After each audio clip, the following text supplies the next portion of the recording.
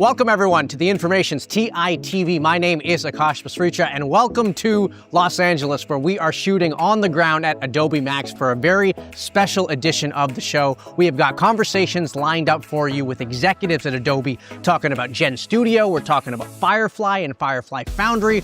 We've also got some folks from Omnicom coming on the show to talk about how the era of AI is affecting advertising. It is a jam-packed show, and so without further ado, let's get right on into it.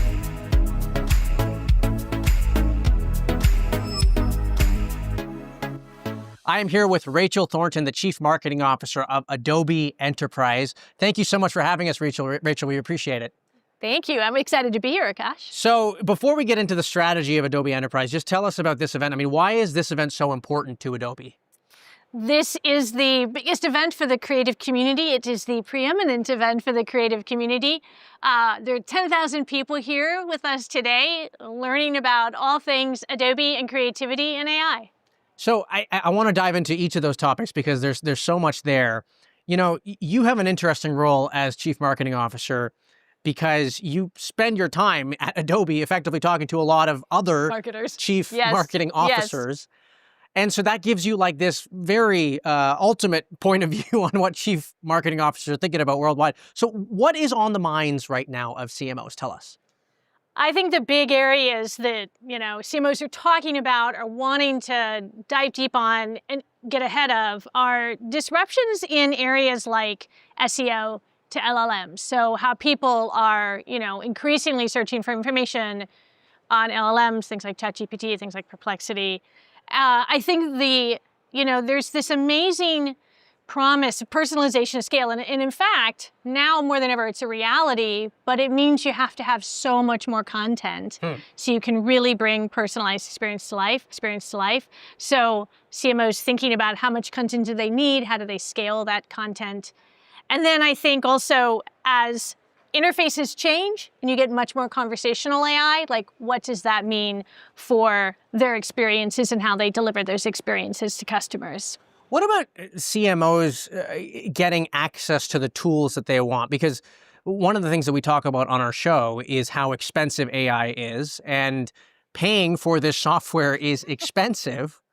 And, Chief Marketing Officers, I have to imagine they're like, look, we want to spend, and is there a part of it that is like, it's never been more expensive to spend on some of these tools? How does that work for them? I think it's actually, there's a lot of interest in AI. There's been obviously a lot of experimentation with AI. Like a lot of the CMOs I talk with, they've done a lot of experiments. Now they're looking to understand how they can scale it. And I think doing that effectively, in order to make sure that the investments you're making in AI are really going to deliver the ROI you're looking for, it comes down to, do you have a really strong data foundation? More and more when I talk to CMOs, they now look at their really close collaborator in the enterprise, their CIO. Like how do they work with the CIO to understand what's the data we have on customers? How can we build a solid data foundation to make sure that all of the investments we make in AI, as we scale AI solutions, they pay off because they have and they're built on that strong data foundation. So that collaboration has really become top of mind for CMOs. And then I imagine that the CFO also gets involved in any conversation that the CMO is having with the CIO. So, okay, so you talked about SEOs, as the SEO game changing. Into LLMs, and I'm sure there are other three-letter acronyms that we should be talking about. But talk to me about how Adobe is addressing that issue and the issues that you described, because these are big questions that customers are facing. They absolutely are. And I think what's great about the work we're doing at Adobe is we have such great conversations with CMOs. But to your point, we're also kind of our own test bed. So we use, like my team, we use all of our own products. We call it Adobe on Adobe. But we're always looking at when CMOs say, hey, help me navigate this SEO to LLM optimizer conversation. We're like, great. And hearing that feedback has helped us with products. So for example, we recently went GA with Adobe's LLM Optimizer, which is a product solely designed to help marketers make that shift, to help them understand how they can show up better when someone's searching in an LLM for their service or their product. And so Optimizer is basically, we hear of these tools time and time again. It's where you can sort of use these marketing tools to show up better. Show up better. So yeah, in these chatbot results. Exactly. Do you think about, the startups that are playing in that space? I mean, this is a very competitive space. I mean, how do you think about competition in a feature like that, for example? I think when you're really close to your customers and when like Adobe has an amazing customer breadth, I'm sure if you walk around here today, you're going to see some amazing customers. If you watch the keynote that happened, it's just amazing customers that are with us. So, folks like Coca-Cola, Newell Brands is here, Estee Lauder, all of these amazing companies. And so as we work with them, we're really able to understand, what are they seeing? What do they want to do for their customers? How do they want to provide great customer experience? But also that rich data of, we've helped build their MarTech infrastructure. So we're really in a great position to help them leverage kind of all of the investment and the understanding they have in partnership with us to help them show up like an LLMs. And I think that is a powerful competitive advantage. So that's the competitive advantage against the startups. What about the ad tech for as dynamic a space as ad tech and advertising is? We've written stories with the information about Salesforce, about Amazon, about Microsoft. I mean, big tech companies are charging full steam ahead into the space. How do you think about competition there against those big giants? What is amazing about Adobe, and the reason why, I love the company, I love the job, I love all the innovation, is that Adobe uniquely can bring together creativity, marketing, and AI. No one else can do that. I mean, just look around here and see all of the innovation that's happening in the creative space. But then that intersection with bringing that creativity to life, personalizing it and scaling it for your customers and using AI to just be able to move faster, to innovate faster, that's powerful. And there's no other company that can do that. It's funny, when I have thought about Adobe, and I think a lot of other people too, we don't think too much about marketing software right off the bat. We think more of the creative tools. And we're going to have conversations later today with your colleagues about GenStudio and about the Foundry offerings that the company is coming to life with. But is this part of a broader shift for Adobe diving deeper into MarTech, marketing software? Can we expect the enterprise segment of the business to really be the future of the company? I think if you look at Adobe's history in this space, it's a pretty strong history. If you think about Adobe Analytics, if you think about email, Marketo, if you think about Campaign Optimizer, so much of what marketers do when they look at data, when they analyze what their customers are doing, and then they build campaigns around them, so much of it is built on Adobe's foundation. So I think that telling that story and being loud and proud with that story is the great opportunity. And I think the way that I think about, hey, how do we talk about creativity? We do a very similar event to this in April in Las Vegas. Where is that? Adobe Vegas. Summit. Okay. So I definitely think Adobe has a strong and a rich history here. And now just how do we make sure that we're bringing it to life and we're telling that story and we're loud and proud about it. And so with that enterprise story, talk to me about how that shows up in the financial results, because people might look at the results. They might say, okay, I sort of think of the digital experience segment as the enterprise segment. That's not growing as fast as the digital media segment, which is sort of what we think about as the consumer segment. So how does that come through in the financial results then? I think the thing that's been really exciting is when we look at our AI first products. So like when you think about GenStudio, this has been a huge growth driver, 25% year-on-year growth, because it's really speaking to the needs of marketers. So I mentioned the need for content and personalization at scale. So more and more marketers are thinking about how are they building the right content supply chain to really make personalization at scale a reality for their business. And it comes down to how are they using Adobe GenStudio. And that's the great growth we've seen.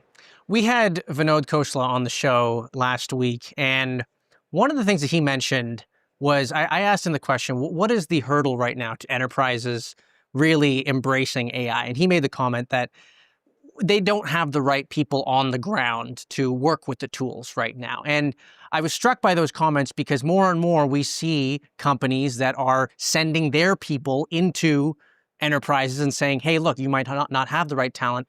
Take our people. And that's kind of what you're doing today with Foundry. Do you see that happen? You know, do you see enterprises sort of struggling with, hey, the software isn't enough? We don't have the right talent. Is that something you're seeing with the customers that you work with? I think that it's, for a lot of companies, looking not just at your talent, but really looking at where can you encourage as a leader, like how you encourage experimentation with AI? How are you getting people AI literate? How are you really encouraging people to learn more, to embrace it? I think a lot of the conversations that I've been having with CMOs around reskilling or upskilling, I think would be a better term. Like for a lot of CMOs, they're looking at their teams and they're like, okay, how do we help people learn more, apply their skills, you know, take AI into their jobs and not feel like, I don't know how to use this, so I don't know what to do. You know, it's interesting what Varun said, but I still do think there's a huge opportunity for people just to get comfortable with experimentation. Themselves. Yes, get excited about learning and, you know, get skilled and get trained on this. I think that is a huge opportunity. I want to ask you this because you're a marketer, and so much of marketing is messaging. And, you know, so much has been said about AI, and yet I still think there are probably some misconceptions about how to work with AI, what AI can do. What do you think the biggest misconception is around AI right now with respect to how enterprises can or should be using it? I think it's the thinking about replacement, thinking of it as replacement rather than augmentation. And I think of it as amplification and augmentation, right? I think that when I watch my teams and we're working through a problem and we are thinking about, okay, how are we doing our research? How are we figuring this out? But also, how are we then using it to scale our creativity or scale our campaigns? Like, I think that's powerful. Like, if I think about the agents that we have, like, for a good example, like, what's our site optimization agent that we use? And we use that all the time, our audience agents. Like, how can we just be better, move faster, and kind of amplify the impact of the team? That's what I think is powerful about AI. Great. Well, Rachel, thank you for having us. We appreciate it. And we'll see more of you later on. Thank you. Thank you.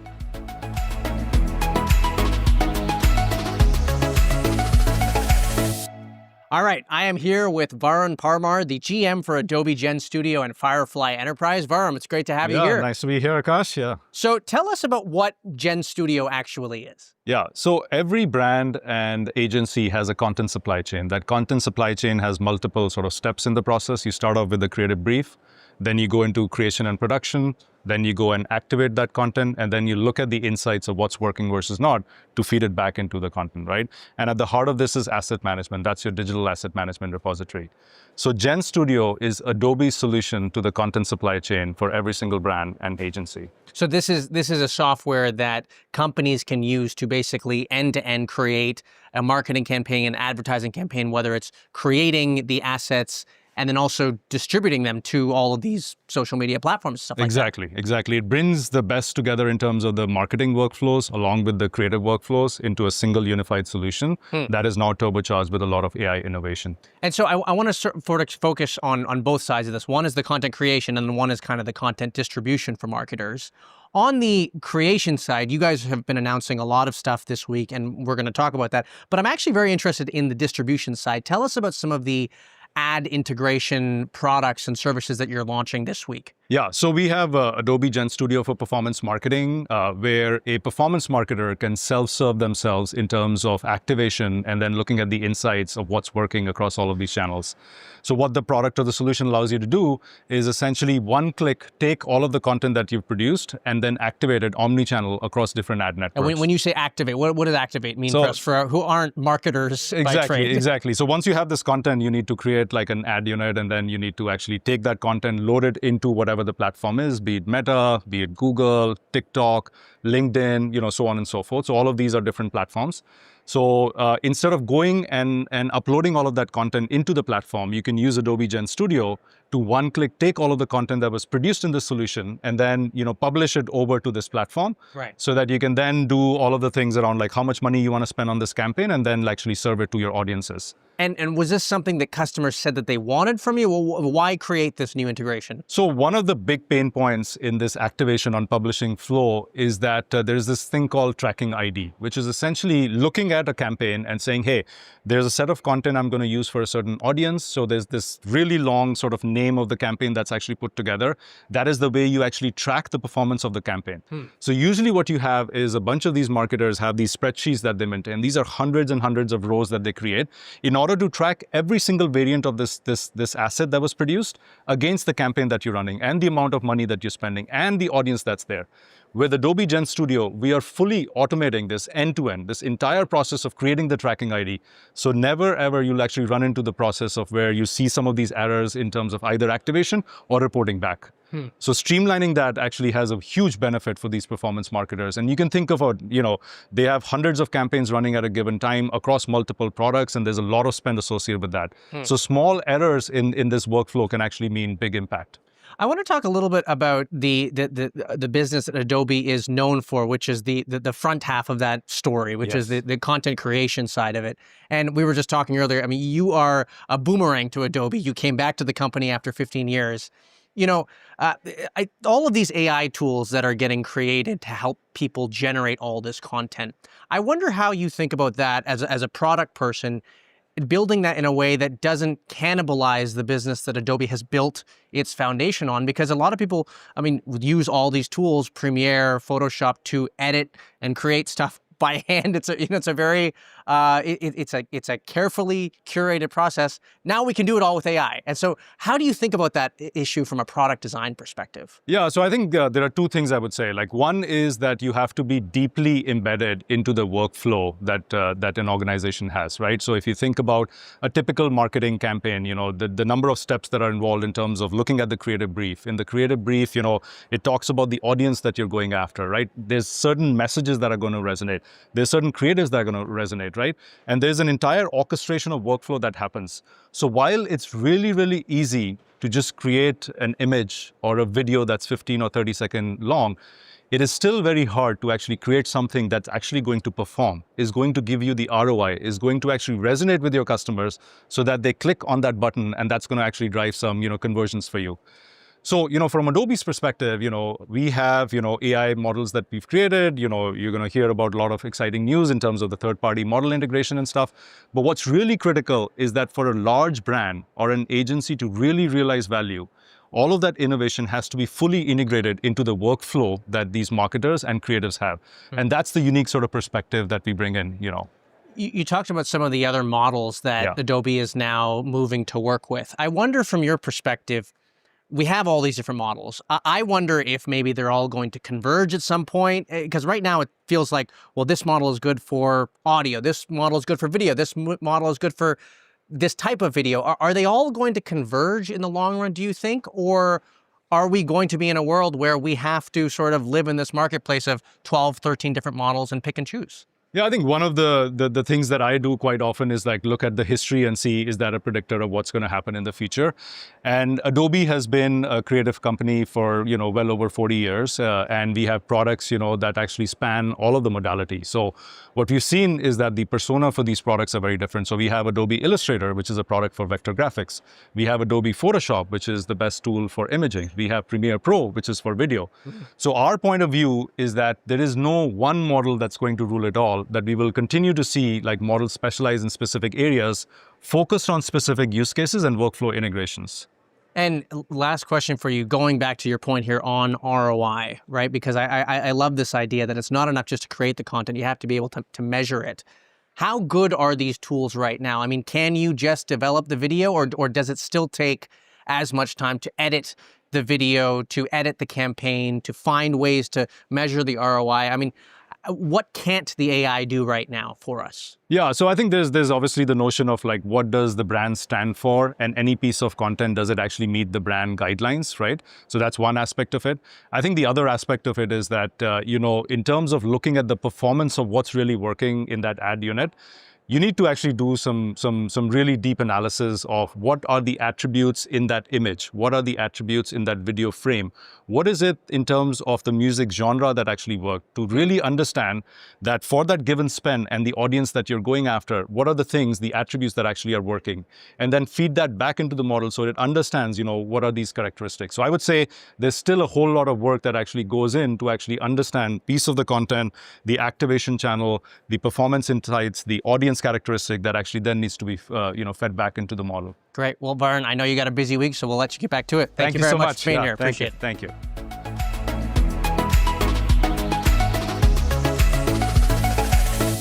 I am here with Hannah Elsakr, VP of Generative AI New Business Ventures. Hannah, it's great to have you here. Thanks for having me, Akash. So let's talk about Adobe Firefly. For those of us who know Firefly just as the model, it's actually much bigger than that. Tell us what Firefly is, and tell us about what Firefly Foundry is, the new initiative that is being announced this week. Thank you. So Firefly began as models, as a family of models that were commercially safe because we care so much. You're here at Max with us. We care so much about the creative community. So lots of modalities, vector, audio, image, video, all tuned safely because we have license to every piece of data that goes into that model. So that's where we started.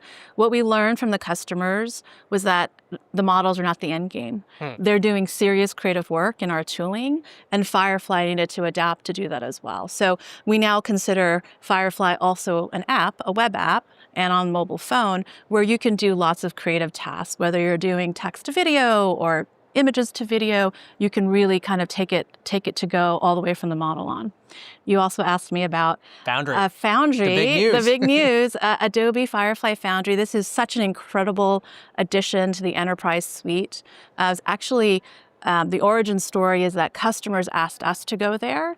We have customization already. The original models obviously don't know IP. We consider that a feature, not a bug. Then we introduced custom models last year, which is a self-serve, lighter tuning, single concept model. And now the customer said, that's not enough. We need world building. I need you to understand all my brand, all my guidelines, my characters, my mascots, creative styles. And that really requires deep tuning. And so Adobe Firefly Foundry is a deep tuning service. Along with it, we surgically reopen our base models, which basically to customize these models. Exactly. So to whatever the customer wants. They're commercially safe to start with. Then we take the customer's IP. We run the GPUs with really smart PhDs working on it, reweighting and overfitting. And then we close it up, and that becomes a private model to the enterprise. So that's really an entire world that is understood that's concerning your brand. So this is Adobe sending in these forward deployed engineers we've heard so much about in the land of AI. Yeah. This is Adobe sending in their team to say, hey, we've heard you need help. Take our people. We'll teach you how to use AI on the ground and actually make use of all the products that we're giving you. Yeah, the way I would think about it is these are forward deployed PhDs, right? These are not just full stack engineers. We have a whole team. Our purpose is around creativity and marketing. And so we also have workflow experts, creativity workflow experts. And that's what the customers really appreciate. Models unto themselves are helpful, but if they're not in a workflow where I'm doing serious work, it's still frictionful. So our job is to make that frictionless. So that added service where Adobe is sending in this team of PhDs, like you said, is the customer fronting the cost, or is Adobe fronting the cost for that? We consider these very much a partnership with the customer, and it is a different model. So you're probably used to our seats-based model. Here it's really use case-based. So we go in, we try to discover what are the customer's biggest problems that might involve complex media. We think about the use cases, and then we band around that to deliver that service to them. So it's really a joint partnership that works with them. Of course, it's their IP that they're bringing to us and that we're tagging as well. So we work together on that. And is the idea that eventually the customer might not need people from Adobe to help them run these tools? I mean, is the idea here that you kind of teach them how to use these tools and then you kind of walk away and then the customer has the knowledge that that they need? Yeah, so there's two levels to this. We talked at the beginning about models, and then we talked about tooling and workflow.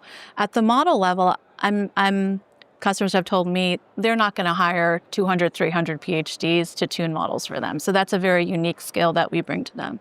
What we're doing at the end, once the model is high quality, is we pipe it wherever they want into their workflows. That's where the creatives and the marketers live. At that point, it becomes ubiquitous to what they do, whether they're sitting in Photoshop or GenStudio or Illustrator, any of the tooling where they would do a marketing campaign, an ad campaign, and a piece of original content. At that point, it becomes a model just like any other model that you can access from Adobe. Most brands, though, do have continuous needs because they have, hundreds of brands in their portfolios, lots of countries they're serving, new campaigns that come out every week. In media and entertainment, you can have different franchises, different characters, story arcs. We're all voracious watchers of video these days, 12 plus hours. And so we need lots of fresh content 3 or 4 times a week. So there's a continuous need and innovation around that. You talked a little bit about pricing, and I want to dive a little bit deeper into that. So is Adobe moving from sort of that seats-based model to more usage-based pricing that we've heard so many AI companies talk a lot about? I think we're complementing the needs. And so our current models obviously are subscription-based. You and I could each have individual subscriptions for that work, but there is a use case-based need where maybe as an enterprise specifically, you would train that once. So if you have brand X in your portfolio or sub-brand X, you could probably train that once as the enterprise and then make it available to everyone in the enterprise who needed it. So just before we let you go, I do want to ask one last question here, because we're talking about all these models, and I've always wondered the economics of a company like Adobe giving access to a company like, Runway's model, Luma's model, all these different models. I mean, what do those deals look like, and who's paying who? Give us a sense for that. Chris is a great friend, Amit is a great friend at Luma, and these companies recognize that where the serious creative work and marketing work is done is in Adobe tools. And so we've had a lot of dialogue about how this is a beneficial thing for both of us, and letting them get inside of the tools more natively so that there's less friction, again, to serve the customer and give them choice. Great. Well, Hannah, thank you so much for the time. We appreciate it. Thank you so much.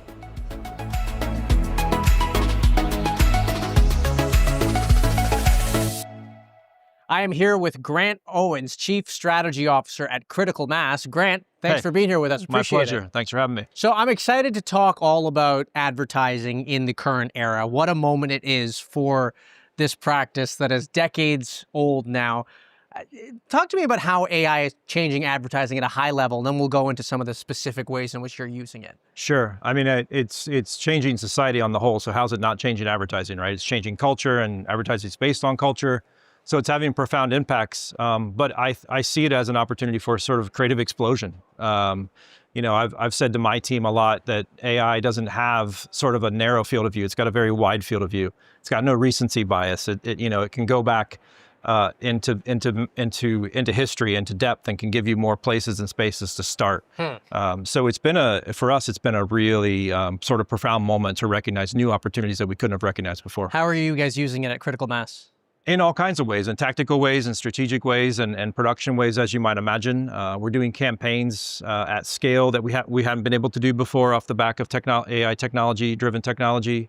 We're using it as a strategist. We're using it for insight gathering. We're using it to get to ideas faster. We're using it to expand our sort of canvas on which we can paint. So we're using it throughout the organization. It really does feel like it's starting to get embedded into the way we do things. And so tell me, I just want to get into the meat of the matter here, because advertising it's such a dynamic space. People say that AI is coming for advertising. People say, well, it might be able to do the agency's job in some respects. What do you say to that? I think it'll show up in many shapes and forms in the next, 4 or 5, 10 years even. I think there is a place and space always for the sort of creativity that comes from our team. We value creative at the highest level, and I think we're going to continue to do that and use AI in the proper ways. I think you've heard a lot of people say that AI is a sidekick or a collaborator. And that's well and good, and I think we'll do some of that. But the real power from AI, I think, will come when you really embed it in the way your processes. That's not about taking the human's role out of it. It's just making sure that it's integral to the way that you work. It's not just an efficiency play. It's unlocking new opportunities. Is it coming for advertising? Absolutely, but in good ways too. And what about your clients? How are they thinking about advertising it more from the efficiency perspective that, I used to rely on advertising as a way to reach my customers. Now I've got these chatbots that are changing the game of advertising altogether. We've written a lot about this at The Information, people seeing their search traffic having declined. And one of the stories that we wrote actually is that while search traffic has declined, revenue hasn't yet declined, but some of these companies are worried because they're not sure how they're going to get new business. How are your clients thinking about that? It's a great point, and it's changing. We just saw OpenAI signing a deal with Shopify, and so the customer journey is changing extremely quickly. What we're trying to do in our team is really study those behaviors, understand where people are heading to make sure we keep our clients in front of those journeys in the right places.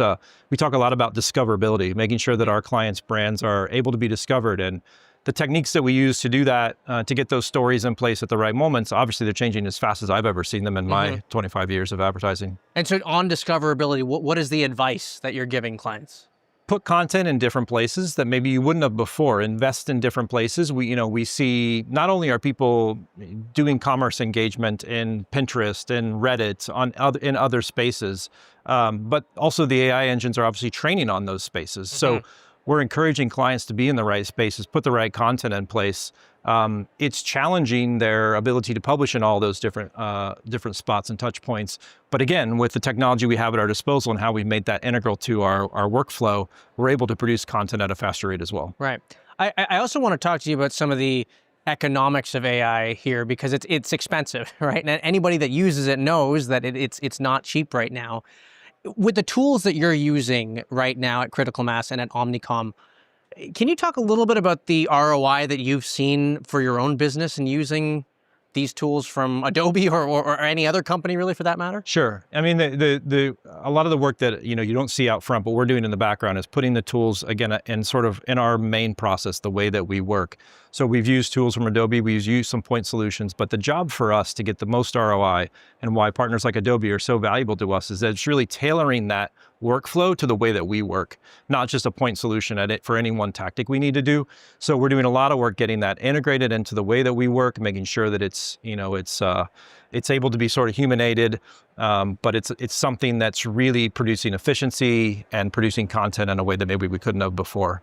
And before I let you go, I do want to talk to you about this sort of new golden age of advertising that people are sort of waiting for with chatbots. I mean, we've had startups on our show, startups that say that, hey, we can help your company, your brand show up better in chatbot results. And that obviously puts aside the whole sponsored results offering that some of these chatbot companies are playing with.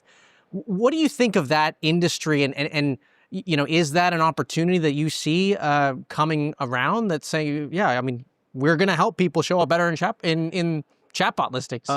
Maybe. I don't know if I've ever had an experience with a chatbot that I would call the golden age of advertising. I do think there's value there, but what we value more than anything is that emotional connection to a brand. And if that can come from a chatbot, okay, so be it. But storytelling is key to what we do. And it will always be key. And a lot of times that's not going to happen in a chatbot. For us, it's going to happen in a lot of different touch points. And that's what our creative teams are so, adept at doing, is creating those story moments for our clients' brands to really get their story out there. What about helping companies show up better in, optimize their websites or, read the algorithms better? I mean, I don't know how you do it, but sure. I know that there are companies that say, look, if you put this copy on your website or you put out a video in this way, OpenAI might catch it better, something like 100%. that. I mean, we were just seeing, Adobe just announced their own large language model optimizer to do just that. And so there are a lot of techniques and tools you could put in place to make sure you get that content properly adjusted to be found. And again, it's about discoverability. Once you are discovered, though, we feel that beyond that, there's a lot of storytelling that can happen. Doesn't need to be in a linear chatbot interface. It could be done in dozens of ways. So. But yeah, discoverability is huge in our industry, and we're trying to make sure our clients are ahead of that. And again, they're producing the right type of content How big to a do so. revenue stream do you think advertising is for a company like OpenAI 5 years from now? Oh, I mean, look at the deal they signed with Shopify. Imagine the amount of transactions that could happen in a space like that. But we're still seeing the nascent nature of the technology where it's guiding people down the wrong path, and there's some fumbles that'll happen on that transactional side. But if advertisers find that those transactions match with the journey that consumers want to have, there's plenty of revenue to be had in those spaces. I have no question about that. Great. Well, Grant, thanks for joining us. Really Awesome. appreciate the time. Thanks a lot, Akash. Cheers.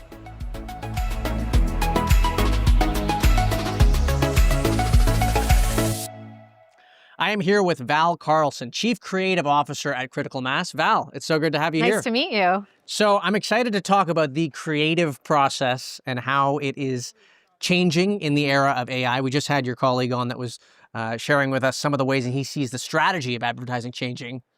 What AI tools is your team using right now in your creative process, and what job is it doing for you? Oh, it's a great question. I mean, it's evolved so much over the last couple of years, but right now we're using Adobe Firefly.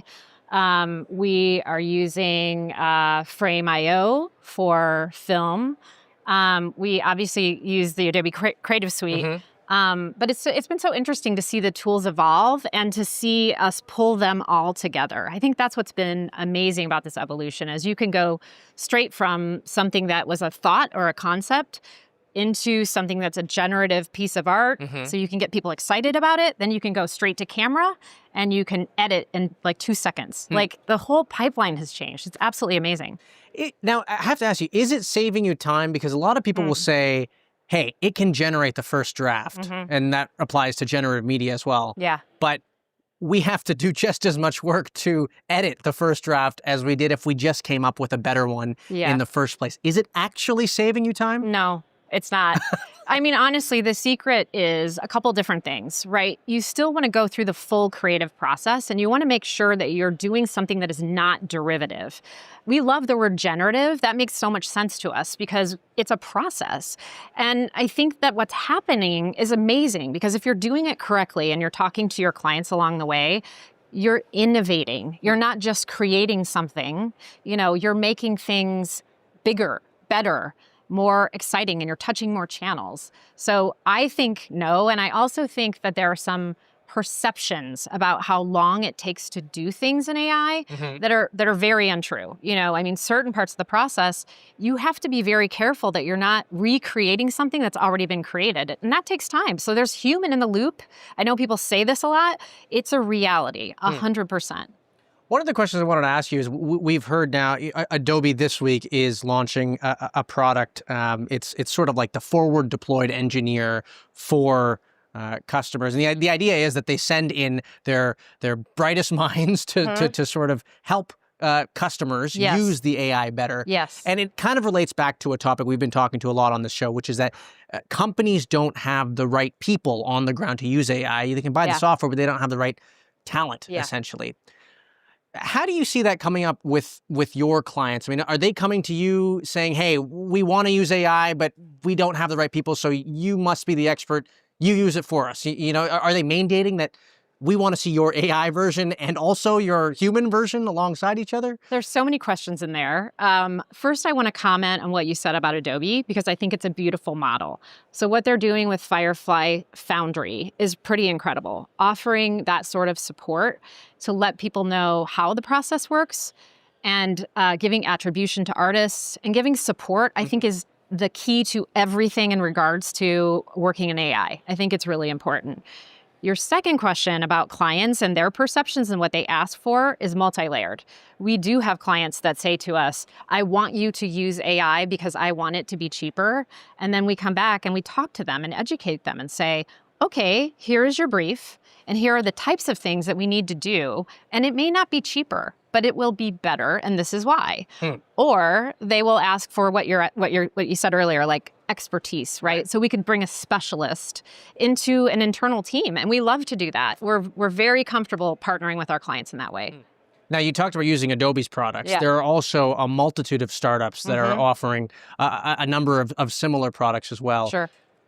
Do you prefer to go with bigger enterprises products, or are startup solutions they're nimble, they're fast. Sometimes they are the point solution. They don't have, you don't have to buy the whole suite. Right. Right. Right. Do you prefer, in some cases, to use startups' AI tools? I think it's good for everyone to know what they are and how they work. So what I do, I encourage my people to, at home, use whatever they want to use and play and try to understand what that looks like.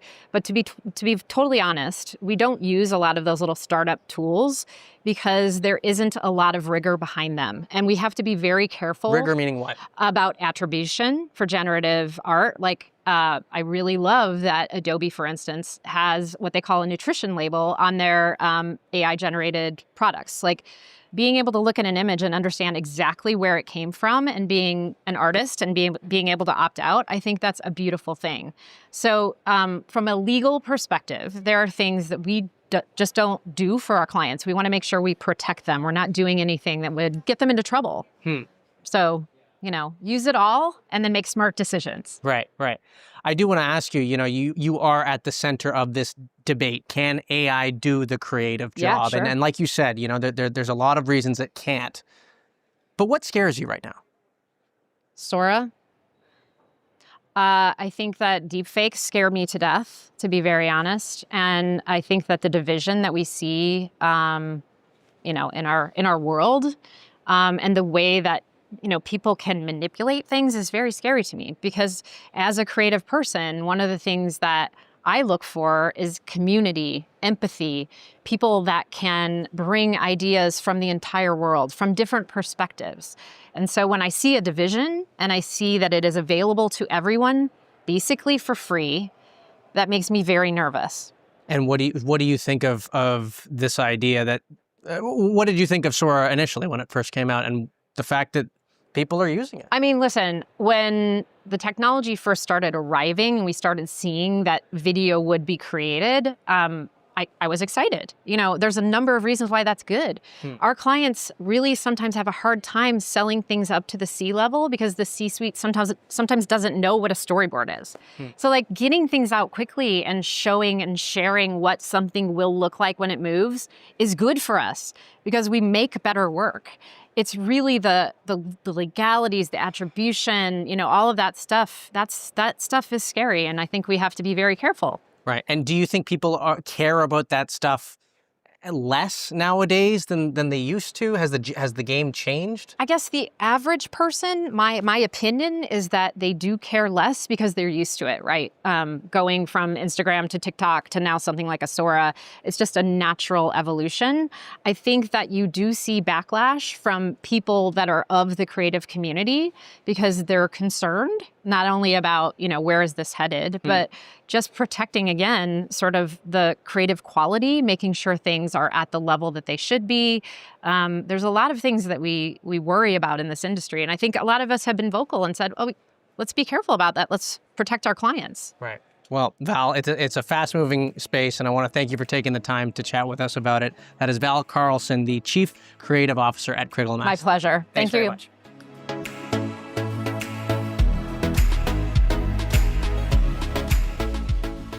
Well, that does it for today's show. I want to thank you for joining us for this special edition of TITV, and I want to thank Adobe for having us here on the ground. Tomorrow, we've got another special edition of the show. We are on the ground at the Information's WTF, the Women in Technology, Media, and Finance Summit. We are going to be broadcasting from Napa Valley. My colleague, Natasha Mascarenas, has got some great conversations planned for you with guests and with speakers. And on Thursday, we're going to be back to our regularly scheduled programming. A reminder, we are on this stream Monday through Friday at 10 a.m. Pacific, 1 p.m. Eastern. I want to thank you for tuning in, and I want to thank Amazon Web Services, who is our presenting sponsor for this production. Have a great rest of your Tuesday. Bye-bye for now.